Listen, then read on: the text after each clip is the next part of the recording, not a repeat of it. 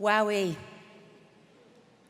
President LeBlanc, the trustees, faculty, staff, proud parents, grandparents, nuclear families, blended families, families of choice, siblings, I want to cover everybody, and especially you, the new SNHU graduates. I am honored and really grateful to be here with you. Congratulations.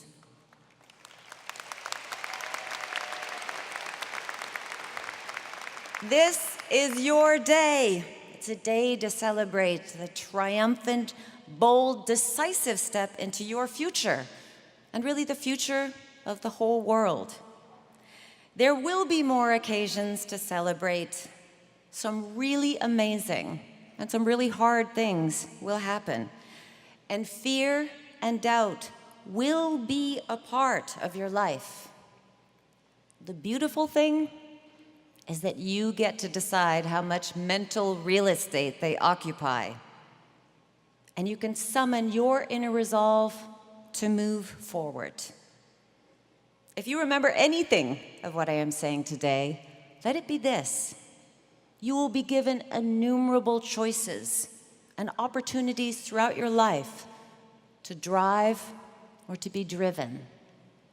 Get ready, prepare to put both hands on the wheel. Now let me tell you a little bit about what is not on that fancy list of achievements that you just heard. Like many of you, I am a first-generation college graduate, the 9th of 11 children in an Irish Catholic, if you had not guessed, family.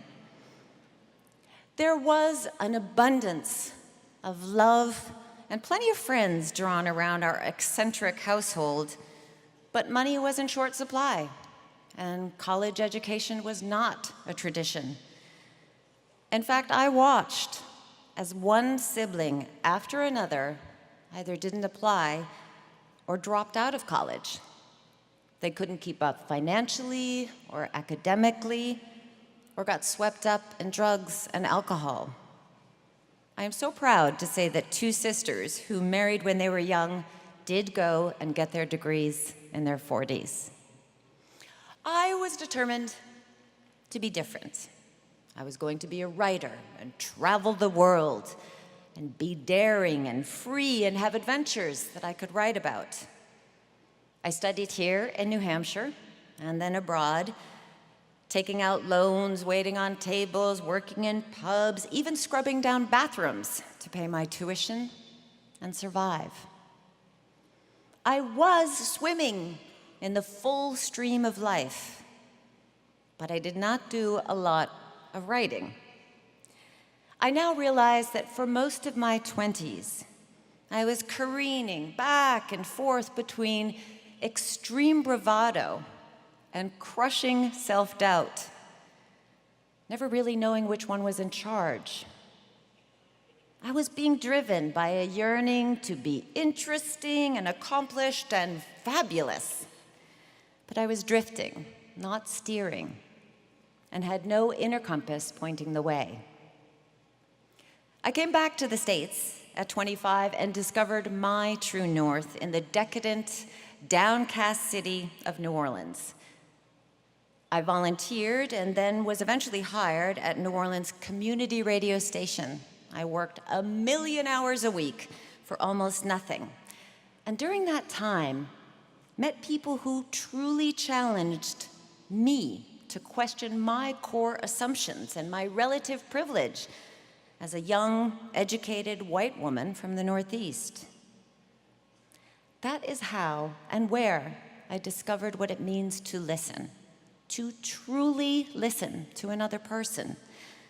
I learned that genuinely hearing their stories and their vision of the world creates compassion. You can disagree with someone's opinion, but you cannot disagree with their experience. And after so many years being driven to distinguish myself as a writer, I listened to my inner voice and admitted that I lacked the talent or the discipline to toil away alone. I recognized that I work best as a collaborator and am more captivated by the emotions and passions and vulnerabilities revealed in the human voice than in a novel. And that is what blossomed into a career that led me to producing and reporting other people's stories, and later traveling all around the world to some of the most traumatized and impoverished places. I met a young man called Ishmael in one of these places on an assignment to train journalists.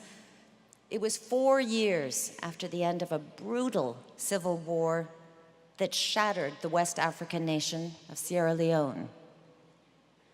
Ishmael was just 9 when the rebel army swept in and wiped out his village and his family.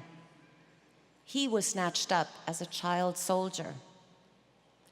I listened as he slowly unraveled his story of regular beatings, hunger, and being forced to commit unspeakable violence for 4 terrifying years. Like many other child soldiers, after the peace was struck, his villagers were wary of having him back. He was unskilled and he was uneducated. Ishmael taught himself woodworking and eventually set up a school for carpentry and teaching other outcasts to read and to write. I was stunned, a man that had experienced such cruelty, and asked him how he found the will to help others. "It is not what happens to you, Virginia," he told me in his West African accent. "It is what you do with it. You take the next step, and you never, never give up." I share this message with you today, not to tell you how good you have it, but because it stayed with me and it changed me. No matter how acute the hurts and losses I feel I've suffered, or the frequent mortifications at doing a less than perfect job, we can choose to be driven by a wish that things had gone differently, or we can choose to pick ourselves up and move on. So how do we decide what that next step is? Adrian Ramos, who sits among you today, as a new SNHU graduate and presidential ambassador, told me, patience is key, not only for others, but ourselves. After his very first visit to SNHU, Adrian had to face his truth, that he couldn't really afford the program. He accepted help from SNHU's diversity office and the Jumpstart program. His mother took multiple jobs to help, and he worked his way through as an RA. What comes next is not what we do with the rest of our lives, but rather the next challenge to face, Adrian told me. We must be simultaneously impatient in chasing our goals, but also patient in allowing for the process of making progress. For Adrian, that process involved cultivating community. He built homes for veterans. He took a leadership role in student government and started a bodybuilding and fitness club. Off campus, he got involved with a commission to create safer, more accessible housing and environments for local youth. This is something desperately needed in a state currently gripped by opioid addiction. So bravo, Adrian. I would not want to arm wrestle you.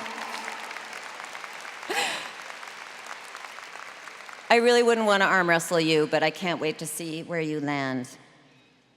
Now, Adrian's story reminds us that driving and racing are different things. Looking over your shoulder to see who's pulling ahead is a fast track to what I call the comparatorium. It's a dark place where everyone else's life appears shiny and accomplished and yours feels hopeless, and where we replay every regret or lost opportunity or embarrassing mistake in meticulous detail.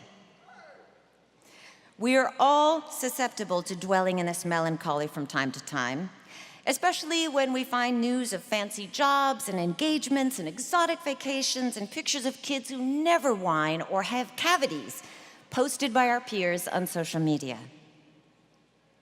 Research at the University of Tel Aviv found that people who spend more time on social media feel more isolated than those who do not. The constant feeling of social comparison leads people to judge themselves more harshly and to feel worse. So what does make people feel better? Genuine, old-school engagement. Taking part in communal events like today's celebration. Helping others. And by figuring out who you are. Now, we're all loaded down with messages of what success looks like. Your challenge is to find an inner refuge from that legacy of expectations. That gap between how things look on the outside and feel on the inside. Maybe when you get passed over for a job or your student loan bill comes due. Or I'm talking to you, Jackie Capabianco, and all of your fellow educators. When the parent of a student can't understand why you don't recognize their child's exceptional genius. You have to locate that inviolable place, that well to draw from, when things happen to you, just as Ishmael and Adrian did. If you don't want to live life as a passenger, I urge you to forge a deep connection to that authentic sanctuary of self and make regular visits. You can call it faith or friendship, your better angels, your higher self, your best self, whatever feels reliable to you. If you do decide to call it your happy place, I would recommend not doing so in public. And that connection doesn't come from wishing. It's a muscle. You can work that muscle every day in small ways. Sometimes all it takes is to pause. Pause and ask yourself, what's the next right thing? And who knows, sometimes it's just doing the laundry. Your life is transforming at an extraordinary time, a time of wildly divergent visions of progress and inclusiveness and security across our nation and the world. We have no idea what is to come in this always dynamic world. Here is what is certain. You've completed a monumental step by getting a degree. Now it is time to build on that momentum as you transition from the relative safety of an academic institution into a market where you may not get your dream job right away. I didn't. I thought I'd be in Vanity Fair, and I'm in New Hampshire, with my family, listening to creative, interesting people every single day, and living a richer and fuller life than I could have imagined. And I work in radio. I can wear sweatpants. My advice, stay close to your passion and develop a community that supports you, and you will find your way. We don't tell stories about people who dwell and complain about their bad luck or hard lives. Think of all the names that have lived on through the great epics and movements of history. Heroic tales will not be told about people who spend night after night crushing it at Halo or power watching Netflix. We remember people who overcame their own excuses and lack of self-confidence. We've read about them. They were petrified, many of them. They felt like frauds, and they acted despite it. They drove past the obstacles in their road with grace and with grit. It is not life's challenges that define you, it's how you rise above those challenges. Just by being here today, all of you have proven that you can get over challenges. Keep going on that road and drive and dive headfirst into the raw, exhilarating, sometimes terrifying experiences of life. Be kind. People remember kindness. So will you. And don't get bogged down and worry. The next right thing will come in unexpected and amazing ways. I look at this room, look at this floor, I'm so inspired by all of you, and so hopeful. I believe deeply, when I look at this arena, that all of you will excel in your own ways, beyond your expectations, and maybe differently from your expectations, and live into your full potential. Congratulations to all of you, and thank you for listening. Let's hear it for the SNHU graduates.